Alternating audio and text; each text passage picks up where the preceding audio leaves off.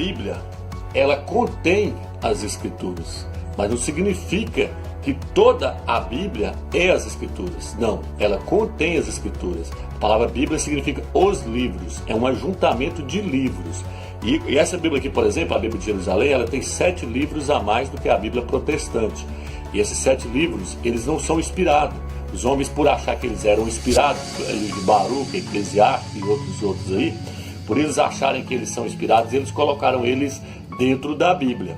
A Bíblia protestante também tem livros que não são inspirados, como o Quarto Evangelho, que eu já falei que é herético, é contraditório. Então nós temos que aprender a tirar as coisas que não são inspiradas, porque senão nós não vamos entender as Escrituras nunca.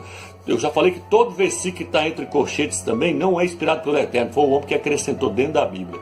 Então a Bíblia ela tem muitas coisas que foram acrescentadas, tem contradições, e nós temos que tirar isso. Isso são fermentos que os homens colocou dentro das Escrituras. E uma das coisas que eu quero trazer para você que não é inspirado é o capítulo 1 de Gênesis. Eu já falei que o capítulo 1 até o capítulo 2, versículo 4 de Gênesis é acrescentado pelo homem, não é inspirado. Vamos lá. Capítulo 1, versículo 1 diz assim: no princípio que Deus criou os céus e a terra. Aqui já começa errado. Por quê? Qual Deus que criou os céus e a terra? Foi Alá? Foi Buda? Que Deus é esse que criou os céus e a terra? Então, o capítulo 2 é que está certo, porque o capítulo 2, o que ele fala? No tempo em que Ial criou os céus e a terra. O tetragrama já aparece logo de cara. Yod, Rei, Vav, Rei. Então, tem que aparecer o nome de quem fez tudo. Aí tá, o nome dele. Ial. A palavra Deus muito chega a falar que ela está no plural. Então não faz sentido algum. No princípio Deus criou os céus e a terra. Que Deus é esse? Não. Tem que ser igual no capítulo 2. No princípio Ial criou os céus e a terra. Então o capítulo 1 mostra uma criação, o capítulo 2 mostra outra totalmente diferente. Os dois capítulos se contradizem. E se contradizeu, não é inspirado pelo Espírito do Eterno. Então vamos lá. E aqui é uma outra questão que eu quero trazer. Vamos lá então. Vou pegar aqui, fiz as anotações aqui, vou estar passando para os irmãos. O capítulo 1 diz que os animais, capítulo 1, versículo 25 e 27, diz que os animais foram criados antes do homem. O capítulo 2, versículo 18 e 19 diz que não, que o Eterno primeiro fez o homem para depois criar os animais. E o certo é o capítulo 2, porque o homem é a obra-prima do Criador. Então como é que o Eterno vai criar os animais para depois criar o homem? Não, o certo é criar primeiro o homem, a sua obra-prima. Depois o Eterno fez todos os animais e trouxe os animais perante o homem, não achou nenhuma auxiliadora que para ele que desse certo com ele. Aí o Eterno disse: não, então agora eu vou fazer uma auxiliadora que lhe corresponda. Aí o Eterno fez Eva, tirou uma de suas costelas e fez Eva e trouxe perante o homem. O homem falou: essa sim é carne da minha carne e osso dos meus ossos.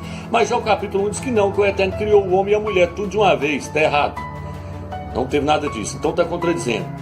Aqui já mostrei já 2 contradições para vocês. Primeiro criou-se o homem, para depois criar os animais. Não é igual o capítulo 1 que criou animais para depois criar os homens, não. Primeiro criou o homem para depois criar os animais. O 2 é que está certo. Aí vem o capítulo 2. Lá diz que... Aqui ó. Diz que as plantas foram criadas antes do homem. Capítulo 1, capítulo 1, versículo 11 e 13. O capítulo 2 diz que não. Capítulo 2, versículo 4, versículo 7 diz que primeiro criou o homem, para depois criar as plantas. Está lá no capítulo 2. Lê lá que depois você vai entender. Capítulo 2, versículo 4 até o 7 fala que primeiro o Eterno criou o homem para depois criar as plantas. O capítulo 1 diz que não, que criou as plantas para depois criar o homem. O capítulo 1, versículo 30, diz que o Eterno deu os animais para servir de alimento para o homem. Está errado. Não havia morte, não podia matar animal nenhum. Não morria, nem os animais não morriam. A morte entrou depois que o homem pecou. Como é que o Eterno mandou o homem matar animal e comer carne? Não, o Eterno disse que o homem comia frutas das árvores. Está no capítulo 2. Então veja bem, irmãos, capítulo 2, versículo 9. Lá fala que o homem comia frutas e não animais. E aqui também, se nós olharmos aqui, olha o que diz aqui, ó. As aves foram criadas da água. Está no capítulo 1, versículo 20 e 21. Diz que as aves, os pássaros, foram criados da água. Mas o capítulo 2, versículo 19 diz que não, que as aves, os pássaros foram criados da terra, do pó da terra. E o certo é o capítulo 2. Então o capítulo 1, irmãos, ele é totalmente contraditório ao capítulo 2. Tem outras coisas aqui que eu não vou pegar todas, mas eu vou estar passando para os irmãos só as coisas mais principais. A terra, por exemplo, lá no capítulo 1 diz que o Eterno falou assim: apareça a porção seca. O Eterno falou que apareça a porção seca. E a porção seca o Eterno chamou terra, dizendo que a terra saiu de dentro da água. contraditório, irmão. Não existe isso. Não foi a terra que saiu dentro da água. Foi a água que saiu de dentro da terra. Onde está isso, amigos? Jó 38, versículo 8 diz assim: quem fechou com portas o mar quando irrompeu jorrando do seio materno? Está dizendo que a água saiu do seio materno, a água do mar brotou do seio materno, jorrando para cima. Então não foi a terra que saiu da água, foi a água que saiu da terra. Agora, quando lhe deis nuvens como veste e espessas névoas como goeiros, quando lhe impus os limites e lhe firmei portas e ferrolhos, o Eterno colocou portas, e diz: até aqui chegarás e não mais adiante. O Eterno fez a água jorrar de dentro do mar, enchendo a baciona, porque o mar é um abismo. A Bíblia fala que o mar é um abismo, por quê? Porque o mar é tão fundo que tem lugar que o submarino não consegue chegar lá no fundo, de tão fundo que é. Aí o Eterno fez o que? Ele fez a água jorrar do seio materno, encheu o abismo, encheu a baciona d'água que é o mar. Está entendendo, irmão? Então não foi a terra que saiu da água, foi a água que saiu da terra. Olha o corpo humano. O corpo humano contém 70% de água. A terra contém 70% de água. E o corpo humano só passou a ter água depois que o Eterno soprou o sopro de vida nas narinas do homem. A terra também só passou a ter água depois que o Eterno fez a água jorrar, encheu a baciona d'água e falou: até aqui virás e não mais adiante. Então quem saiu de quem? Foi a terra que saiu da água ou a água que saiu da terra?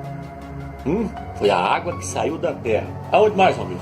Provérbios capítulo 8, versículo 28. Quando condensava a nuvem no alto, quando se enchiam as fontes do abismo.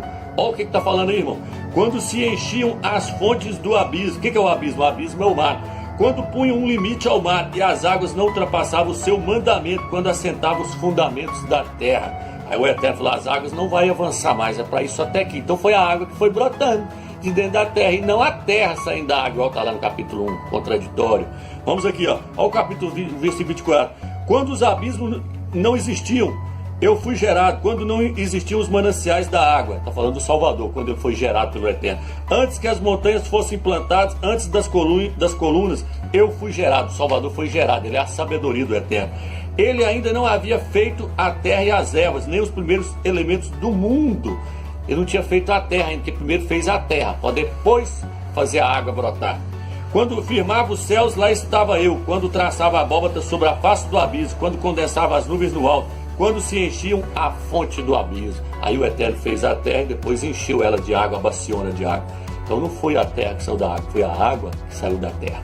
Aqui eu vou ler Provérbios 3, versículo 20, mais um versículo que eu vou ler para nós. Provérbios 3, versículo 19 diz assim: 3:19. Por seu conhecimento foram abertos os abismos. Foi aberto. Para quê? E as nuvens destilam o orvalho. Então está mostrando que o Eterno abriu o abismo, abriu as fontes do abismo para a água sair e encher tudo. É tanto que no dilúvio que o Eterno fala lá, fala que o Eterno abriu as comportas do abismo e saiu água de baixo para cima, jogando água para cima e chovendo de cima para baixo para haver o dilúvio. É tanto que aí o que os pastores querem fazer agora, irmão? Eles pegam o capítulo 111, 104 do Salmo 104, eles pegam a passagem do Salmo 104 e quer falar que ali é a terra saindo da água, igual está em Gênesis. Não, leia lá que você vai ver que lá está falando do dilúvio. Lá não está falando da água, da terra saindo da água, não. Lá está falando do dilúvio. Salmo 104, versículo 5 até o versículo 9. Então, se algum pastor, alguém tentar mostrar isso para você, você pode dizer para ele que lá está falando do dilúvio. É tanto que lá fala que é o dilúvio. Então lá não está falando dessa questão. Então veja bem, irmão, o capítulo 1 de Gênesis é contraditório. Lá diz que o Eterno, ele criou o primeiro dia, segundo dia, terceiro dia. Para o Eterno não existe. No primeiro dia ele fez isso, no segundo dia, no terceiro dia. Para o Eterno não existe dia. Não existe dia. O certo é o capítulo 2, fala: no tempo em que Yahweh fez os céus e a terra. Não existe esse negócio de dia, existe para o homem. Então como é que o Eterno criou o primeiro dia, segundo dia, terceiro dia? Lá no capítulo 1 fala que ele disse: haja luz e houve luz. E ele fez separação entre a luz e as trevas. As trevas chamou noite e a luz ele chamou dia. Como é que ele fez separação de trevas e noite se não existia a luz do sol ainda? E é a luz do sol que faz essa separação. Então veja bem, irmãos, é contraditório. Não houve primeiro dia, segundo dia, terceiro dia. Olha o que o texto diz aqui. Diz que o Eterno, capítulo 2, versículo 2. Deus concluiu no sétimo dia a obra que fizeram e no sétimo dia descansou. Pô, ele terminou a obra no sétimo dia e no sétimo dia descansou? Então ele terminou no sábado, meio-dia, e descansou só meio-dia? Ele não teria que ter terminado então no sexto dia e descansado no sétimo? Lá no livro de Êxodo, capítulo 20, versículo 11, fala que o Eterno terminou no sexto dia e no sétimo dia descansou. Mas todos os dois textos estão errados. Porque o mandamento que está no livro de Êxodo está errado. O que vale é o mandamento que está no livro de Deuteronômio, capítulo 5. Lá fala dos 10 mandamentos de novo, só que lá narra uma outra história. Aqui fala, ó, o versículo 11. Porque em 6 dias Yahweh fez os céus e a terra, o mar e tudo que nele contém, mas repousou no sétimo dia. Aí está dizendo que ele terminou no sexto e descansou no sétimo. E Gênesis não. Gênesis está dizendo no capítulo 2 que ele concluiu no sétimo e no sétimo descansou. É contraditório. Não existiu esse negócio de dia. Não, esquece isso, irmão. E fala que ele descansou. Descansou de quê? No livro de Isaías 40 fala que o Eterno, quando terminou a sua obra todinha, lá fala que ele não se cansa e nem se fadiga. O Eterno é igual ao homem. Então quer dizer, que o Eterno terminou a obra e falou, agora eu estou cansado. Agora eu vou descansar porque o serviço foi bravo. Gostei de criar os céus e a terra, estou torradinho, cansei. Não, Isaías diz que ele não se cansa nem se fadiga. Então ele descansou de quê? Aí os pastores falam, não, irmão, isso é maneira de falar, descansou. Não, irmão, é heresia, é contraditório, não existe dia. Não existe dia.